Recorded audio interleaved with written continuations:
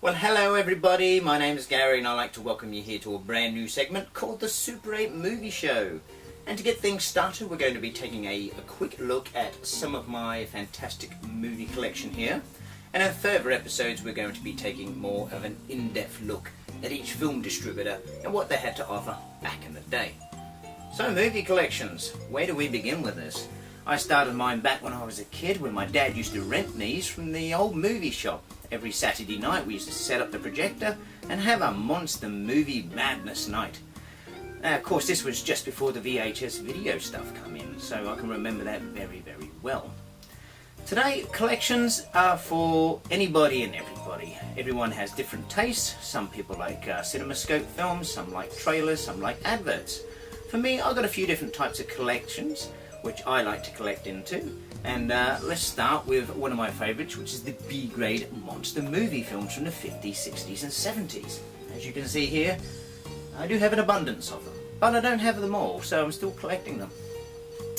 Now we got everything from, yes, the Ken films, Castle films, we got Walton films that brought them all out in the day. And for me, when you went into the shop back in those days, of course I was only a kid back then, it was the artwork that kind of attracted you to these films. I mean, you saw this guy here ripping up a bridge and he's just destructing the town, thinking, oh, that's going to be a good movie. Or this guy here burning this guy with his death ray out of his mouth. You know, it's like death and destruction all over the place. These guys were terrorizing the world, but that's what made you hire these and get excited about it when you saw them. Of course, we all know in today's world, back then, these were all full of guys in rubber suits and hand puppets. But they are still funny to watch. But they're also good for filmmakers too, like myself, because we can go back now and recreate any of these and make them probably a lot better than what they were back in the day. But it's a lot of fun trying to make a monster film nowadays. Other stuff in my collection I like is full feature films. I have some here. One is the 1930s King Kong 6-spool on Mountain Films. Mountain? Yeah, Mountain Films. I've mounted this on 2 big spools, so I've only got one intermission in the middle. But that is a full feature print, and I was quite lucky to find that on eBay for £50. And I have run it, had a chance to run it, and I'm so happy that the sound is great and there is no scratches in it. So whoever had it last must have looked after it really well. Other stuff I've got is like this one here. And this one here is the full feature of Equinox, the cult film in the 60s. Now some people kind of have told me that it's not quite the full feature film. So what I did is I ran the one on DVD to compare it. And after I watched that one, then I gave this one a run to find out if it was a shortened version or not. Quite surprisingly though, the only thing missing out of this one is about a couple of minutes, up to 5 minutes at least, from the first entry spool, and you can kind of notice that from the DVD. But apart from that, all the rest of the film is complete. So it is a 98% complete version of Equinox, except for that little bit in the beginning. So it's still good to watch. Again, I picked this up pretty cheap for about 60 quid for this whole feature, and I've only ever seen one other. In the 10 years that I've been looking for films come up, so they don't come up that often.